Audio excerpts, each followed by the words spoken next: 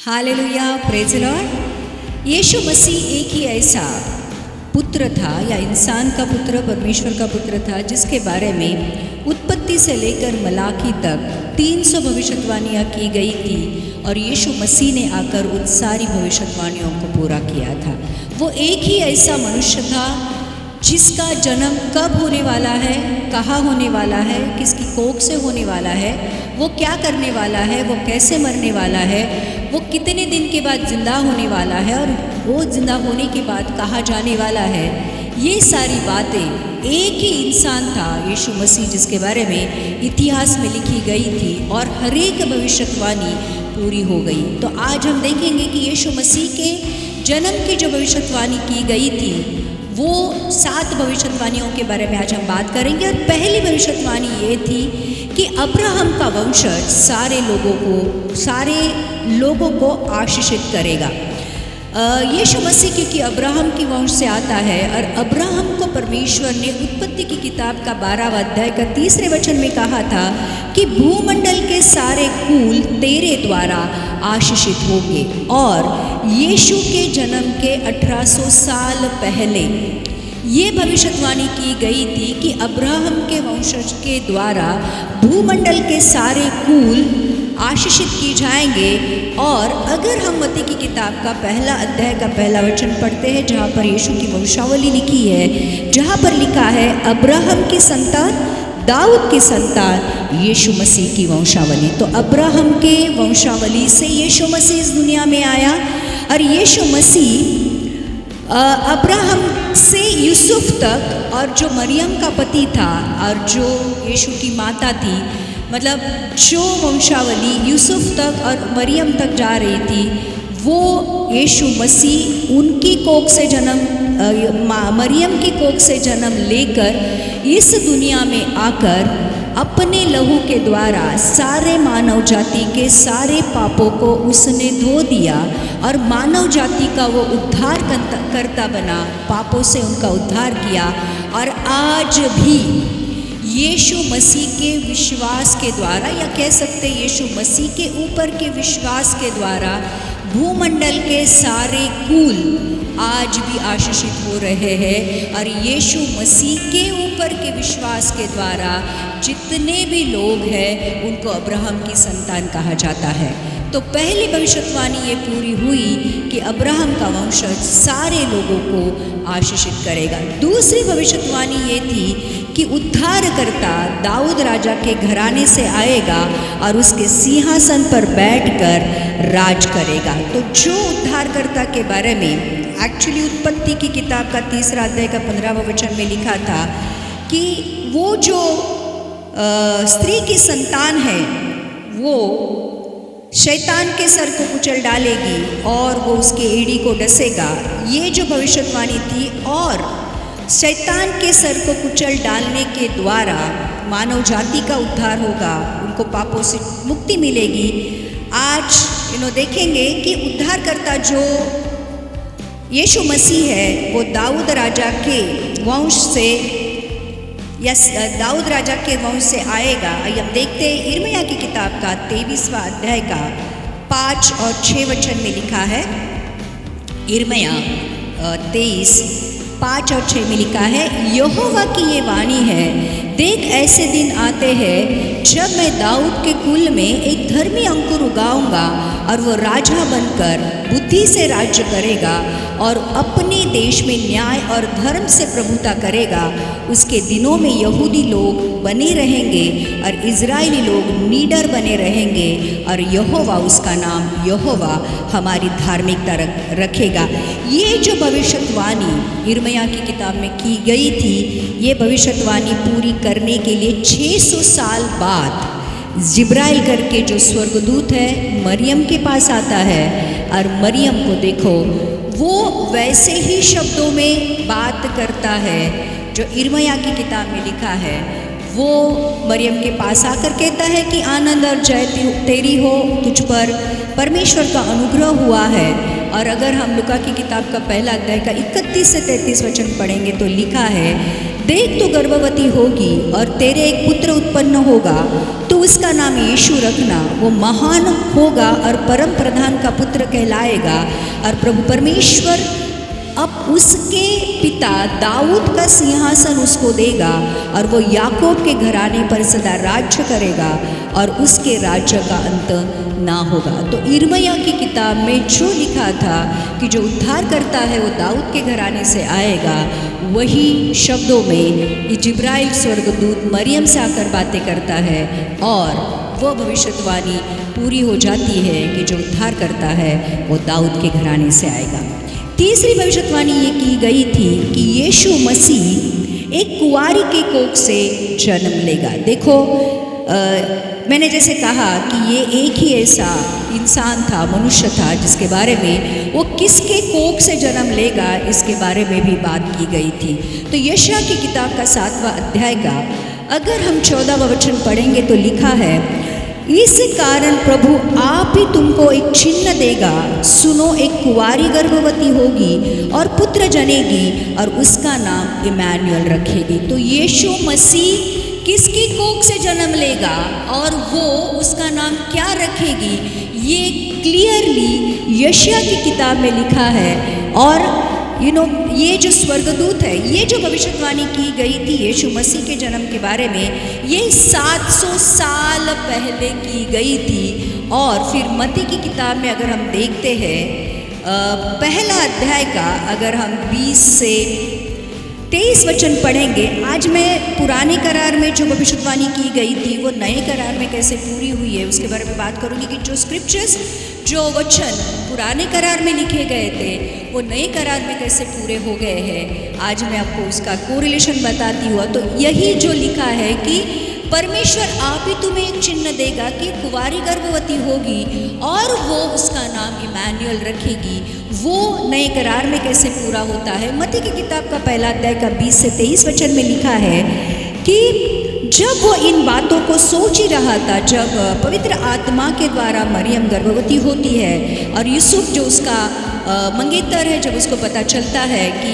वो गर्भवती है, वो चुपके से उसको छोड़ने की सोच रहा है कि मैं उसको चुपके से छोड़ दूँ। लेकिन स्वर्गदूत उसके सपने में आकर उसको कहता है, जब वो इन बातों को सोच ही रहा था तो प्रभु का स्वर्गदूत उसके स्वप्न में दिखाई देकर कहने लगा, हे यूसुफ दाऊद की संतान, तू अपनी पत्नी मरियम को अपने यहाँ ले जाने से मत डर, क्योंकि जो उसके गर्भ में है वो पवित्र आत्मा की ओर से है। तो गर्भवती जो कुंवारी जो गर्भवती हुई थी वो पवित्र आत्मा के द्वारा हुई थी। और वो आगे जाकर स्वर्गदूत कहता है वो पुत्र जनेगी और तू उसका नाम यीशु रखना, क्योंकि वह अपने लोगों को उनके पापों से उद्धार करेगा। ये सब इसलिए हुआ था कि जो वचन प्रभु ने भविष्यत वक्ताओं के द्वारा कहा था वो पूरा हो। देखो एक कुंवारी गर्भवती होगी और एक पुत्र जनेगी और उसका नाम इमैनुअल रखा जाएगा, जिसका अर्थ है परमेश्वर हमारे साथ। तो ये भी भविष्यवाणी जो 700 साल पहले की गई थी यीशु मसीह के एक कुंवारी के द्वारा इस पृथ्वी पर आने से पूरी हुई। और ध्यान रखना, ये सिर्फ भविष्यवाणी नहीं थी, लेकिन कुंवारी पर पवित्र आत्मा के द्वारा जन्म लेना ये अपने आप में एक बहुत बड़ा चमत्कार था, जो ना पहले कभी हुआ था और ना कभी हुआ है और ना ही कभी होगा। तो यीशु मसीह का जन्म कुंवारी के द्वारा होना भी अपने आप में परमेश्वर की एक बहुत बड़ी कृपा, एक बहुत बड़ा चमत्कार और एक बहुत बड़ी सामर्थ का काम था। चौथी भविष्यवाणी ये थी कि यीशु का जन्म बेथलहम में होगा। तो मिका की किताब पर देखो यीशु मसीह का जन्म कहाँ होगा, ये भी परमेश्वर के इस वचन में लिखा हुआ है। और मिका की किताब का अगर हम 5वां अध्याय का दूसरा वचन पढ़ेंगे तो लिखा है कि मिका 5:2 में लिखा है, हे बेथलहम एफ्राता, यदि तू ऐसा छोटा है कि यहूदा के हजारों में गिना नहीं जाता, तो भी तुझ में से मेरे लिए एक पुरुष निकलेगा जो इज़राइलियों में प्रभुता करने वाला होगा और उसका निकलना प्राचीन काल से वरन अनादि काल से होता आया है। तो बेथलहम एक छोटा सा गांव है, वहाँ से यीशु मसीह का जन्म हुआ है। और ये जो बात है ध्यान रखना, ये नए करार में पूरी होती है इस तरह से कि जब हम लूका की किताब में देखेंगे, लूका की किताब का अगर 2 अध्याय का पहले वचन से हम कुछ वचन पढ़ेंगे तो लिखा है, उन दिनों में अगस्तिस कैसर की ओर से आज्ञा निकली कि सारे जगत के लोगों के नाम लिखे जाए। ये पहली नाम लिखाई उस समय हुई जब क्विरिनियस सीरिया का हाकिम था। सब लोग नाम लिखवाने के लिए अपने अपने नगर को गए। अतः यूसुफ भी इसलिए कि वो दाऊद के घराने और वंश का था, गलील के नासरत नगर से यहूदिया में दाऊद के नगर बेथलहम को गया। ध्यान रखना, ये जो यूसुफ था जो दाऊद के घराने से था, दाऊद जो बेथलहम से था, जब नाम लिखाई होने लगी, सेंसस होने लगा, तो ये बेथलहम चला गया और अपनी मंगेतर जो पवित्र आत्मा के द्वारा गर्भवती हुई थी वो भी दाऊद के घराने से थी। ये दोनों मिलकर अपनी मंगेतर मरियम के साथ जो गर्भवती थी नाम लिखवाए, उनके वहाँ रहते हुए उसके जन्मे के दिन पूरे हुए और वह अपना पहलौठा पुत्र जनी और उसे कपड़े में लपेटकर चरनी में रखा, क्योंकि उनके लिए सराय में जगह नहीं थी। तो ये जो भविष्यवाणी थी जो मीका की किताब में लिखी गई थी कि उद्धारकर्ता बेथलहम से आएगा, ये भी भविष्यवाणी पूरी हो गई और यीशु ने भी वो भविष्यवाणी पूरा किया जो मीका नामक भविष्यवक्ता ने की थी। 5वीं भविष्यवाणी ये थी कि यीशु मसीह मिस्र से आएगा। अगर हम देखते हैं होशे की किताब का, अगर हम 11वां अध्याय का पहला वचन पढ़ेंगे तो लिखा है, जब इज़राइल बालक था तब मैंने उससे प्रेम किया और अपने पुत्र को मिस्र से बुलाया। ये जो भविष्यवाणी थी कि यीशु मसीह मिस्र से बुलाया जाएगा, ये भविष्यवाणी मत्ती की किताब का 2 अध्याय का जो 15वां वचन है। ऐसा हुआ था कि यीशु मसीह का जन्म जब बेथलहम में हुआ तो कुछ ज्योतिषी एक तारा को देखकर, एक तारा उन्होंने आकाश में देखा और उस तारे को देखते देखते ये लोग यहूदिया में आते हैं और हेरोदस राजा को पूछते हैं कि यहूदियों का जो राजा पैदा हुआ है वो कहाँ है। और हेरोदस राजा हैरान हो जाता है कि मेरे राज्य में मेरे राजा पैदा हुआ है और मुझे पता नहीं है। और वो ज्योतिषियों को कहता है कि तुम उस जहाँ पर वो बच्चा पैदा हुआ है वहाँ पर चले जाओ और जैसे ही आपको पता चलता है मुझे भी बता। और वो मन में सोच रहा था कि जैसे वो बच्चा मुझे मिलता है मैं उसको मार डालूँगा। और फिर ज्योतिषी जब उस बालक के पास आते हैं, जो भी उन्होंने उसके लिए भेंट लाई थी वो उसको देते हैं। लेकिन फिर एक बार स्वर्गदूत उनको कहता है कि हेरोदेस राजा के पास वापस नहीं जाना और बच्चे के बारे में कुछ नहीं बताना। वो अपने देश चले जाते हैं। और जब हेरोदेस राजा को पता चलता है कि यीशु मसीह, मतलब हेरोदेस राजा को पता चलता है कि ज्योतिषियों ने उनको धोखा दिया, तब ये जो बातें हैं ये मतलब हेरोदेस राजा को यीशु मसीह ना मिले, इसलिए फिर एक बार यूसुफ के सपने में परमेश्वर का एक स्वर्गदूत आता है और उसको कहता है हेरोदेस के मरने तक वही रहा। मतलब 14वां वचन कहता है मत्ती की किताब का 2 अध्याय का, तब वो रात ही को उठकर बालक और उसकी माता को लेकर मिस्र को चला गया और हेरोदेस के मरने तक वही रहा, इसलिए कि ये वचन जो प्रभु ने भविष्यद्वक्ताओं के द्वारा कहा था पूरा हो, मैंने अपने पुत्र को मिस्र से बुलाया। मतलब हेरोदेस राजा के डर से ये लोग बेथलहम से मिस्र चले जाते हैं और ये भविष्यवाणी पूरी होती है कि मैंने अपने पुत्र को मिस्र से बुलाया। छठवीं भविष्यवाणी ये है कि यीशु नासरी कहलाएगा। और फिर यहाँ से जब वो मिस्र में चले जाते हैं और मिस्र से अगर हम देखेंगे मत्ती की किताब का 2 अध्याय का अगर 23वां वचन पढ़ेंगे तो ये लोग मिस्र में चले जाते हैं और हेरोदेस के मरने के बाद फिर एक बार परमेश्वर का दूत यूसुफ को सपने में दिखाई देकर कहता है कि उठ, मतलब अगर हम लोग देखेंगे मत्ती की किताब का 2 अध्याय का 20वां वचन, उठ बालक और उसकी माता को लेकर इज़राइल देश में चला जा, क्योंकि जो बालक के प्राण लेना चाहते थे वो मर गए। हेरोदेस राजा मर जाता है और फिर यूसुफ उसकी माँ और बच्चे को उठाकर इज़राइल में चला जाता है। और इज़राइल में जब उसको पता चलता है कि अरखिलाउस करके ये जो राजा है जो अपने पिता के जगह पर हेरोदेस के जगह पर राज्य कर रहा है, फिर से वो डर जाता है और स्वप्न में परमेश्वर से चेतावनी पाकर गलील प्रदेश में चला जाता है। और फिर एक बार एक भविष्यवाणी ये पूरी होती है, नासरत नाम के नगर में वो जा बसता है ताकि ये वचन पूरा हो जो भविष्यद्वक्ताओं के द्वारा कहा गया था, वो नासरी कहलाएगा। तो ये भी भविष्यवाणी यीशु मसीह के द्वारा पूरी हो जाती है कि वो यीशु नासरी कहलाएगा। और 7वीं भविष्यवाणी ये है जो यिर्मयाह भविष्यद्वक्ता ने भविष्यवाणी की थी कि इज़राइल में बच्चों के मरने की वजह से बहुत बड़ा रोने की आवाज़ सुनाई देगी। अगर यिर्मयाह की किताब का 31वां अध्याय का अगर हम 15वां वचन पढ़ते हैं, प्रियो देखो कितने डिटेल में परमेश्वर ने जो कुछ भी होने वाला था उसके बारे में बताया है। तो यिर्मयाह की किताब का 31वां अध्याय का 15वां वचन ये कहता है, यहोवा ये भी कहता है, सुन, रामा नगर में विलाप और बिलक बिलक कर रोने का शब्द सुनने में आता है।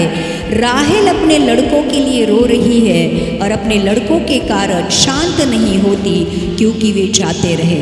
जब हेरोदेस राजा को पता चलता है कि ज्योतिषियों ने उसको धोखा दिया है, तो हेरोदेस राजा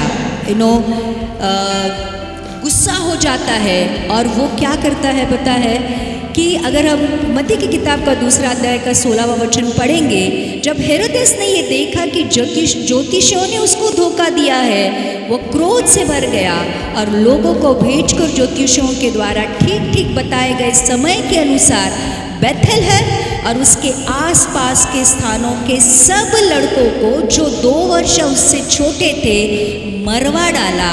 और ये भविष्यवाणी जो यिर्मयाह भविष्यद्वक्ता ने की थी, तब जो वचन यिर्मयाह भविष्यद्वक्ता के द्वारा कहा गया था, मत्ती की किताब का 2 अध्याय का 18वां वचन में लिखा है, रामा में एक करुण नाद सुनाई दिया, रोना और बड़ा विलाप। राहेल अपने बालकों के लिए रो रही थी और शांत होना न चाहती थी, क्योंकि वे अब नहीं रहे।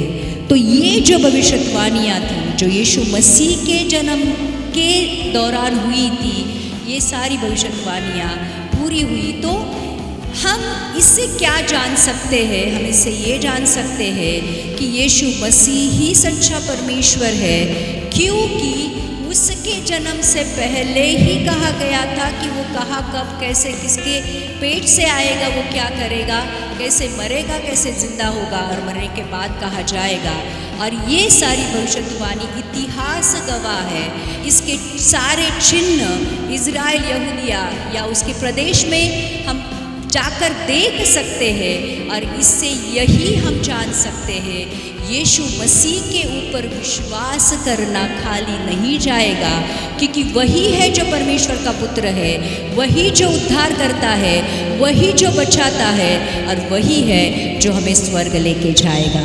यीशु मसीह के नाम से ये वचन आपके हृदय में जगह बनाए और आप भी जान जाए कि सच में यीशु मसीह परमेश्वर का पुत्र था और जिंदा परमेश्वर है। आमेन, आमेन, आमेन।